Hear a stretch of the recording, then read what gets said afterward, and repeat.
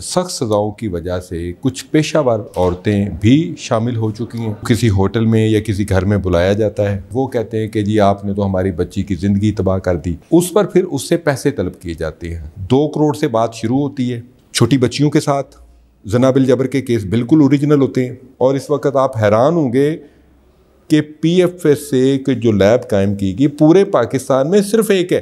ज़ना bill जबर की या गैंग रेप की सज़ाए मौत तक सज़ा मुकर्रर है। पुलिस पहले वारंट हासिल करे और फिर वारंट हासिल करके वहाँ पे रेड करे और वहाँ सारे सबूत इकट्ठे करे और फिर कोर्ट में पेश करे। अदालतों ने सख्त नोटिस लिया है कि वहाँ पे वीडियोज़ बनाई जाती हैं।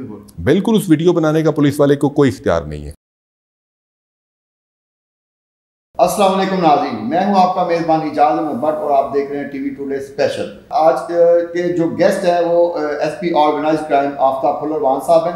आफ्ताब साहब कैसे हैं आप? जी आई एम फाइन भट्ट साहब, थैंक यू वेरी मच। जो ख़वातीन से ज़्यादती या ज़ना के वाक़यात होते हैं, ये ज़्यादातर इनके जो चलान हैं वो अगर या तो जमा नहीं कराए जाते, जो कराए जाते हैं उनमें रिज़ल्ट जो है या फैसले जो इस तरह के आते हैं कि जो ख़वातीन कहती हैं कि हमें पूरी तरह वो यानी हक़ नहीं मिला या मुल्ज़िमों को सज़ा नहीं मिली, तो इसकी क्या वजूहत है? भट्ट साहब, जो भी ज़िना के मुकदमा दर्ज होते हैं, अगर आप उनका शेड्यूल चेक करें, उनका रिज़ल्ट चेक करें, तो उनमें 80% मुकदमात खारिज हो जाते हैं, दौरान तफ्तीश ही खारिज हो जाते हैं।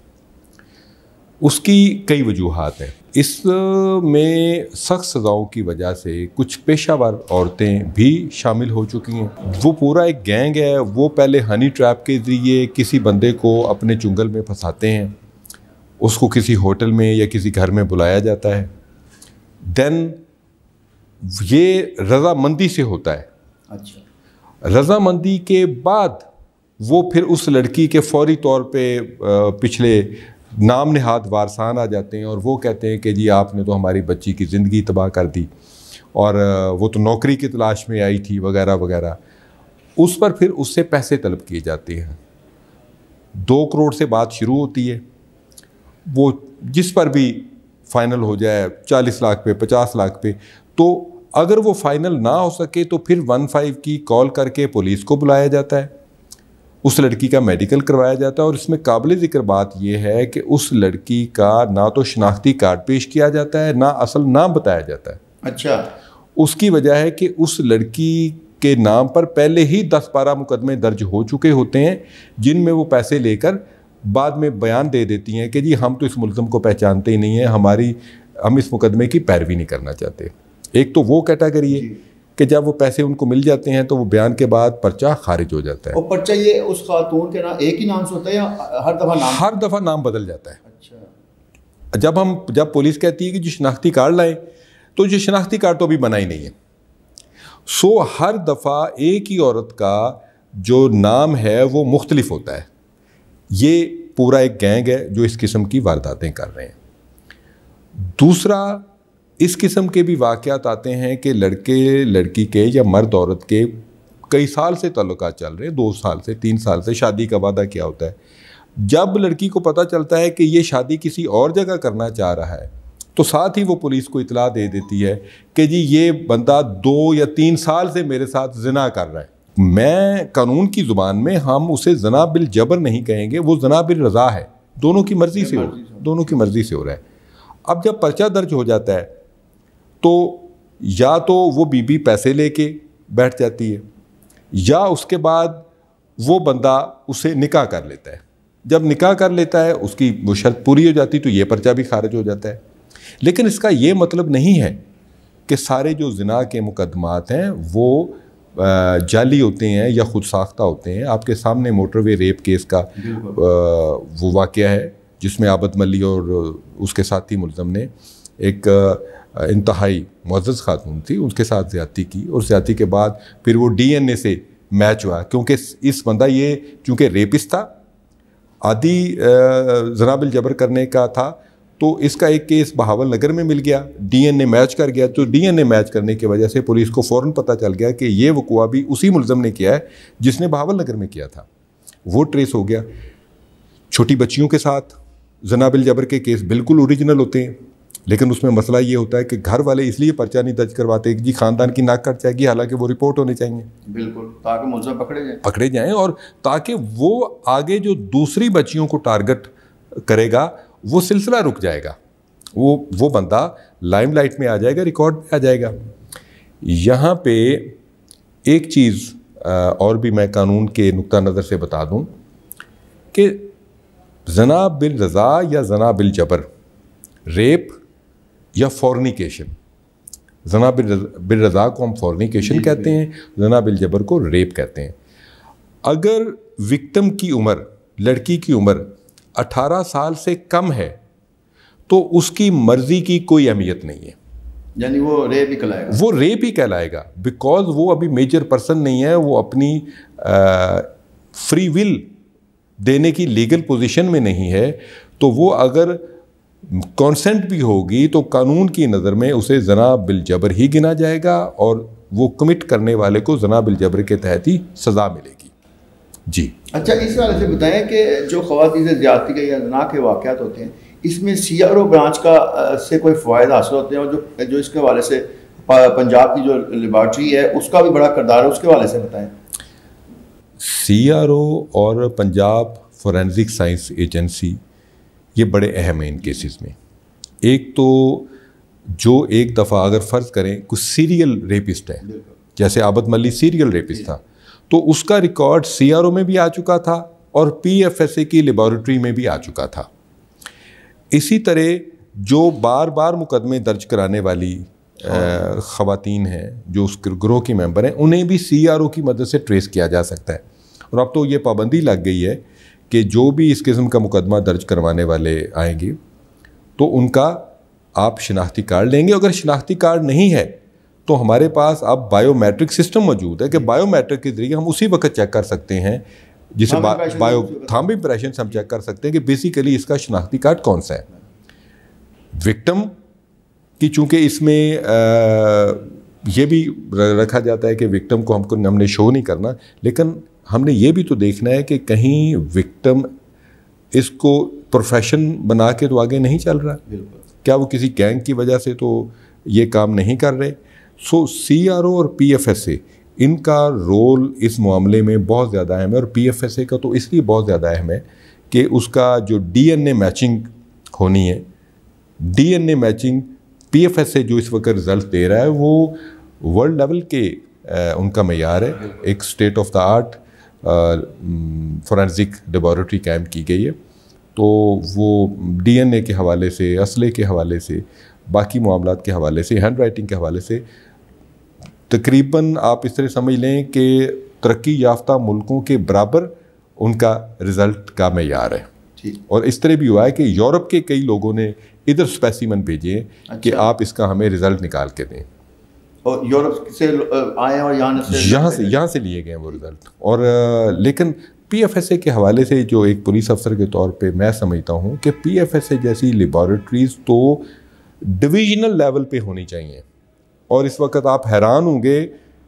کہ پی ایف ایس اے کی جو لیب قائم کی گئی پورے پاکستان میں صرف ایک ہے، صرف ایک لیبارٹری ہے اس کو، یعنی ایک کم از کم چاروں صوبوں میں ایک تو ہونی چاہیے۔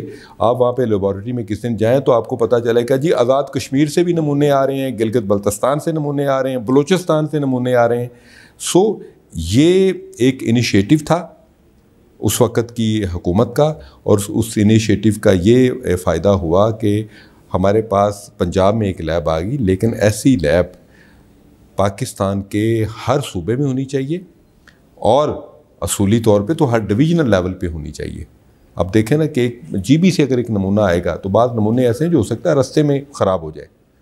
سو یہ ایک بہت اچھا انیشیٹو تھا جس کا بہت اچھا رزلٹ نکل رہا ہے، اور ہماری تفتیش بہت زیادہ سائنٹیفک بیسڈ ہو گئی ہے due to P F S A and our C R O system. اچھا آپ یہ تو آپ نے وہ بتایا کہ جو اس طرح کے گینگز ہیں یا ملزم ہے یا ملی بگت سے ہوتا ہے، کچھ ایسے بھی ہیں کہ جیسے پنجاب میں بہت سارے واقعات ایسے ہوتے ہیں کہ خواتین کو اغوا کر لیا جاتا ہے، زیادتی کر دی جاتی ہے، تو وہ اوریجنل کیس ہوتے ہیں۔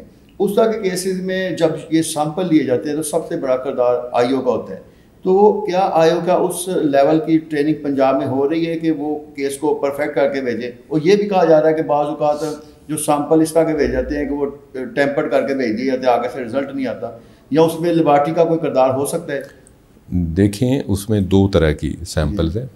ایک تو سیمپل وہ ہے جو وکٹم کی باڈی سے لیے جاتے ہیں, وہ لیڈی ڈاکٹر لیتی ہے, اور لیڈی ڈاکٹر ہی اس کو لے کے اس کے بعد اس کو سیلڈ کر کے تفتیشی افسر کے ہینڈ اوور کرتے ہیں, اور پھر تفتیشی افسر لیبارٹری میں جا کے جمع کروا دیتا ہے. دوسرے نمونے وہ ہیں جو جائے وقوع سے ہمیں ملیں گے, وہ بلڈ کے سیمپل ہو سکتے ہیں, سیمن کے سیمپل ہو سکتے ہیں. تو وہ تفتیشی ہم نے ایک یہ سسٹم رکھا لاہور میں کہ فورینزک والوں کی وہیکل آتی ہے, وہ وہاں پہ ان کے ایکسپرٹس آتے ہیں, اور وہ پھر سارے نمونے اکٹھے کر کے اس کو سیل کر کے تفتیشی افسر پھر ان کو لیبارٹری میں جمع کروا دیتا ہے. تو اس میں بہت کم امکان ہے کہ نمونے کو ٹیمپر کیا جائے یا نمونے کو خراب کر دیا جائے. ہماری لاہور کی اپنی بھی فورینزک لیب ہے, موونگ فورینزک لیب ہے, جو جا کے جائے وقوع سے نمونے اکٹھے کر لیتے ہیں. اچھا, جو اگر کسی کا جو کیس چلا گیا عدالت میں تو اس کو فالو کرنے کے لیے پراسیکیوشن کا بھی کردار ہے, تو آئی او کا بھی ہے. تو ہمارے یہاں اکثر دیکھا جاتا ہے کہ اس طرح کے واقعات آگے چل کے اس کو کہا جاتا ہے کہ یعنی آپس میں وہ پیچ اپ ہو گیا جی, تو اور بہت کم کو سزائیں ملتی ہیں. جن کو سزائیں ملتی ہیں وہ کس لیول کی ہوتی ہے, کتنی سزا ہو سکتی ہے, اس میں قانون کیا کہتا ہے, وہ بھی ہمارے ناظرین کو بتائیں. اس میں زنا بالجبر کی یا گینگ ریپ کی سزائے موت تک سزا مقرر ہے. جی, بڑی سخت سزائیں مقرر کی گئی ہیں, اور آف کورس سزا یابی کے لیے پروسیکیوشن اور پولیس کا آپس میں کوارڈینیشن بہت ضروری ہے, کیونکہ اسی کی پروسیکیوٹر کی مدد سے ہی پہلے چالان کی سکروٹنی ہوتی ہے, اور پھر پروسیکیوٹر کی مدد سے ہی ان گواہوں کے عدالت میں بیانات ہوتے ہیں. اگر پروسیکیوٹر نے پراپر گواہوں کو تیار کیا ہو تو اس میں سزا یابی کے امکانات بہت بڑھ جاتے ہیں. اور یہ جو ایک اس طرح کے جو خواتین ہیں جو یعنی جیسے آپ نے بتایا کہ 10 انہوں نے کیس کرائے ہوئے ہیں, تو کیا ان کو کاؤنٹر ان کے خلاف ایف آئی آر درج کرنے کا کوئی سسٹم ہے؟ اصولی طور پہ تو قانون میں یہ پروویژن موجود ہے کہ آپ اسی مقدمے میں اس کو چالان کر سکتے ہیں, سارے ثبوت تمام شواہد اکٹھے کر کے. اگر زنا بالرضا ہے تو پھر دونوں کو چالان ہونا چاہیے, پھر وہ بندہ جو ہے اور یہ خاتون ہے, یہ دونوں کو چالان ہو, اور پھر اس کا سابقہ ریکارڈ اکٹھا کیا جانا چاہیے کہ اس سے پہلے یہ کتنے مقدمات کروا کے لوگوں سے پیسے بٹور چکی ہے, اور اس کے پیچھے گینگ کون سا ہے, اس گینگ کو بھی ایکسپلور کرنا چاہیے. اور میں سمجھتا ہوں کہ جو اچھے پولیس افسر ہیں اس میں سے کئی مثالیں ہیں کہ ایس پی صاحبان نے خود ذاتی دلچسپی لے کے, میں نے ایسے کیسز دیکھے کہ جس میں جب مجھے پتہ چلا کہ یہ پروفیشنل عورت اور بلیک میل کر کے یہ لوگ پیسے بٹورتے ہیں, تو میں نے کہا ٹھیک ہے پھر دونوں کو چالان کریں, کیونکہ زنا بالجبر ثابت کرنے کے لیے کئی چیزیں ضروری ہیں. بالکل. کیا اس نے مزاحمت کی, کیا اس کے جسم پہ کوئی نشانات تھے, کس نے کس کے ساتھ رابطہ کیا, وہ کیسے وہاں پہ پہنچے, شور کیوں نہیں مچایا, وہ ساری چیزوں سے پھر اصل بات کھل جاتی ہے کہ جی بیسیکلی پیسے بٹورنے کے لیے ایسا کیا گیا تھا. اس کو پھر چالان کا حصہ بنایا تھا, ان ساری چیزوں اس کو پھر چالان کا آپ حصہ بنایا اور عدالت میں سبمٹ کریں کہ جی اصل حقائق یہ ہیں. جب پولیس افسر اصل حقائق جمع کر کے کورٹ میں جمع کرائے گا تو پھر عدالت 100% کیسز میں بالکل قانون کے مطابق فیصلہ کرتی ہیں. اچھا آفتاب صاحب, اس حوالے سے ہمارا آخری سوال ہے کہ کچھ گیسٹ ہاؤس میں, ہوٹلز میں, جیسے نوجوان جی 8 پکڑے گئے اور 7 خواتین پکڑی گئی, تو اس میں کچھ پولیس والے ان کے خلاف پرچہ بھی دے دیتے ہیں اور کچھ ملی بگت سے ان کو چھوڑ بھی دیتے ہیں. اس طریقہ کار کو آپ کس لیول پہ سمجھتے ہیں کہ قانون اس کے حوالے سے کیا کہتا ہے؟ ان کے ایسے لوگوں کے خلاف کوبہ خانے کا پرچہ دیا جاتا ہے. اچھا. 371A 371B کا پرچہ دیا جاتا ہے, اور اس میں چھوڑنے والی تو اس لیے بات نہیں کہ آج سوشل میڈیا کا دور ہے, آپ کیسے چھوڑیں گے, جو بھی ہے ان کو پھر گرفتار کر کے کورٹ میں پیش کیا جاتا ہے. اور اس میں بھی میں سمجھتا ہوں کہ پولیس ڈپارٹمنٹ کے لیول پہ ثبوت بڑے احتیاط سے اکٹھے کیے جانے چاہیے اور مکمل ثبوتوں کے ساتھ کیس کو کورٹ میں پیش کرنا چاہیے. بہت زیادہ کیسز میں ایسا ہوا ہے کہ انہوں نے 371A 371B کا پرچہ دیا ہے اور کورٹ میں جاتے ہی انہوں نے ڈسچارج کر دیا ہے. ایسے کیسز میں پہلے تو یہ کہ قانون کے تقاضے پورے کر کے آپ کو ریڈ کرنا چاہیے, نہ کہ اندھا دھند آپ گھس جائیں اور اس کے بعد ان کو پکڑ کے کورٹ میں پیش کر دیں کہ جی یہ وہاں زناکاری کے لیے اکٹھے ہوئے تھے. کسی بھی بندے کی, انسان کی جو پرسنل فریڈم ہے, وہ میں نہیں سمجھتا کہ اس پرسنل فریڈم میں پولیس کو یہ حق حاصل ہے کہ وہ جب چاہے جہاں چاہے دندناتی بھی گھر کے اندر گھس جائے اور ان پر الزام لگا دے کہ جی یہ زناکاری کے لیے اکٹھے ہوئے تھے. یہ حوصلہ افزائی اس کی نہیں کی جا سکتی. اگر کوئی اوریجنل اس قسم کا پیشہ ورانہ کام ہو رہا ہے تو پولیس پہلے وارنٹ حاصل کرے اور پھر وارنٹ حاصل کر کے وہاں پہ ریڈ کرے اور وہاں سارے ثبوت اکٹھے کرے اور پھر کورٹ میں پیش کرے. اور اس دوران ایک اور جو غلط روایت ہے جس کی عدالتوں نے سخت نوٹس لیا ہے کہ وہاں پہ ویڈیوز بنائی جاتی ہیں. بالکل اس ویڈیو بنانے کا پولیس والے کو کوئی اختیار نہیں ہے. اچھا یہ آپ نے بڑا یس اسے کوئی ویڈیو بنانے کا اختیار نہیں ہے اور وہ ویڈیو بنا کے پھر سوشل میڈیا پہ ڈال دی جاتی ہیں. اگین پولیس آپ کی عزتوں کی حفاظت ہے، نہ کہ آپ کو قانونی طور پہ سزا دینے سے پہلے ہی سوشل میڈیا ٹرائل آپ کا کرے. پولیس ڈپارٹمنٹ آپ کی حفاظت کے لیے ہے، آپ کے دفاع کے لیے، آپ کے حقوق کی حفاظت کے لیے. اس پہ میں سمجھتا ہوں کہ اگر کوئی ایسی جگہ پہ ریڈ کرنا ہے پولیس نے تو پہلے متعلقہ مجسٹریٹ سے وارنٹ حاصل کرے، تقاضے پورے کرے اور پھر اس کے مطابق قانونی کارروائی کر کے اس کو ان ٹائم کورٹ میں پیش کرے. آفتاب صاحب کا بہت شکریہ، آپ نے اس حوالے سے ہمارے ناظرین کو تفصیلات سے آگاہ کیا. اس کے ساتھ ہی ناظرین ہمارے پروگرام کا وقت ختم ہوتا ہے. اپنے میزبان اجازت میں بڑھ کو اجازت دیجیے. اللہ حافظ.